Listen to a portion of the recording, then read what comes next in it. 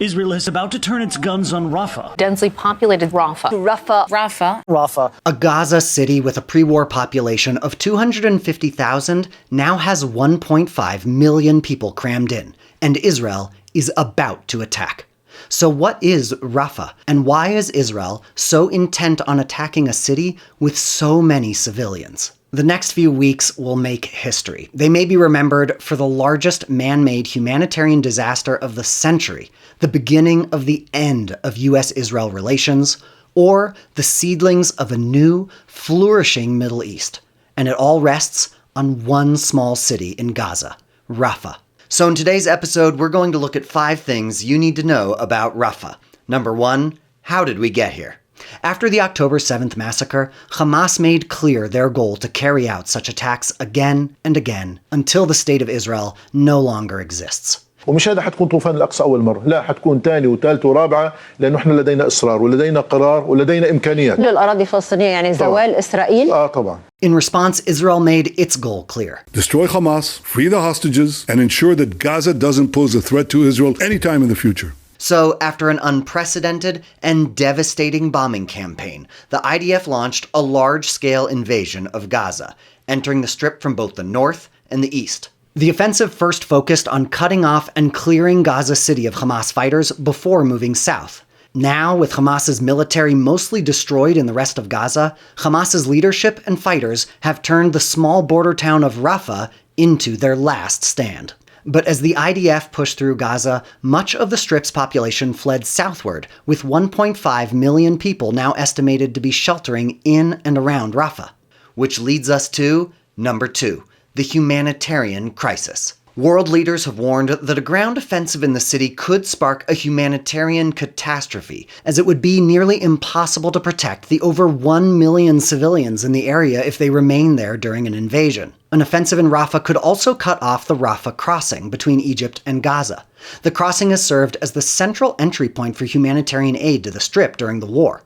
The only other entry point for aid, the Kerem Shalom crossing between Israel and Gaza, is also near Rafah, raising questions about whether an offensive would disrupt or even close that entrance as well. President Biden warned that a military operation in Rafah should only go forward once there's a credible and executable plan to ensure the safety and support for the people sheltering there.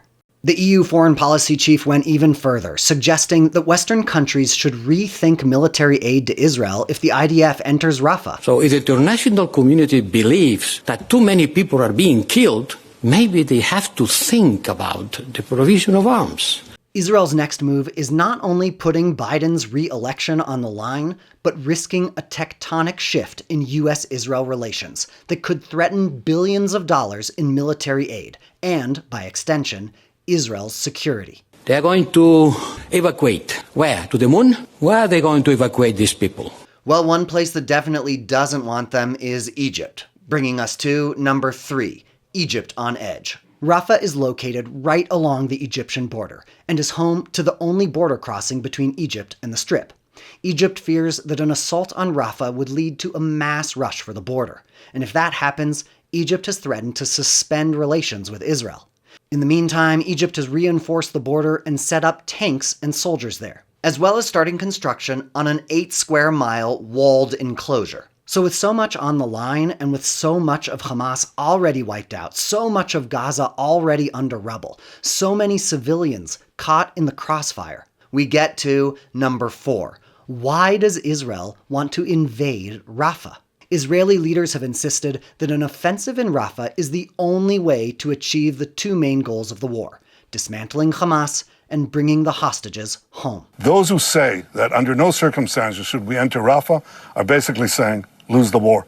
Keep Hamas there. There are an estimated 4,000 Hamas fighters in Rafah, and many of Hamas's leaders and the Israeli hostages are expected to be located in the city. Hamas is still holding over 130 Israeli men, women, children, and infants captive. Hamas's demands concerning the hostage deal remain, as President Biden said, a little over the top. Without military pressure, Israeli leaders believe Hamas would hold on to the hostages indefinitely. Remember, Hamas held Israeli soldier Gilad Shalit captive for over 5 years, and has held 2 other hostages since 2014 and 2015. Not invading Rafah also means leaving Hamas in power, something Israel and the US have said is not an option. Hamas has made clear it intends to repeat the October 7th massacre again and again. Israel and the US have made it clear Hamas needs to be removed from Gaza for the sake of Gazans, for the stability of the region, and if there is going to be any hope of a peace deal in the future. Which brings us to number 5. What are Israel's options? Clearly, if Israel's goals could be achieved through negotiations rather than war, that would be the best solution and countless lives would be saved. Egypt has warned Hamas that it needs to reach a ceasefire agreement with Israel within the next 2 weeks, or Israel will launch its invasion of Rafah. Echoing that, the Palestinian Authority president issued an unusual warning to Hamas, demanding they reach a ceasefire agreement as soon as possible.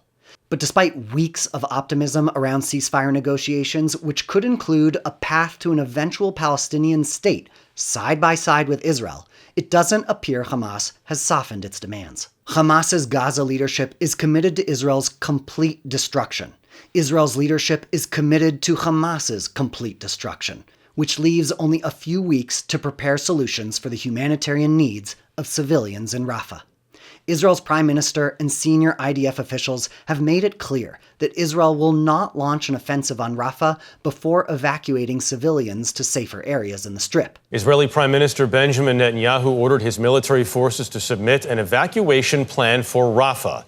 According to the Wall Street Journal, Israel intends to build 15 tent cities in southwestern Gaza to hold the refugees, with the funding and organization of the sites coming from Egypt and other countries in the region. For humanitarian aid, Israel can increase aid coming through the Kerem Shalom crossing and also reopen the northern Erez crossing. Israel has also been discussing setting up an aid route from Cyprus to Gaza. Hamas initially opposed that idea because they were afraid Gazans would try to escape on the boats. Recently, the option hasn't been mentioned by Israeli officials, but it could be back on the table. International pressure on Israel to bring a quick end to the war is reaching a boiling point. But finishing the war quickly and protecting civilians from getting caught in the crossfire may be contradictory goals. So, a ground offensive in Rafah could become not just the most important point in the war, but a turning point in the history of the region. In the balance is the existence of Hamas, the end of the war, the return of the hostages, a possible Palestinian state, Israel's relations with the US, Egypt, and the world, and the lives of over 1 million Gazans. If you'd like to learn more about some of the options for peace deals, check out our episode from last week that explores 5 alternatives to the 2-state solution. Let us know your thoughts on what you think Israel should do about Rafah, though if you're going to say something along the lines of nuking the city, maybe keep those comments to yourself.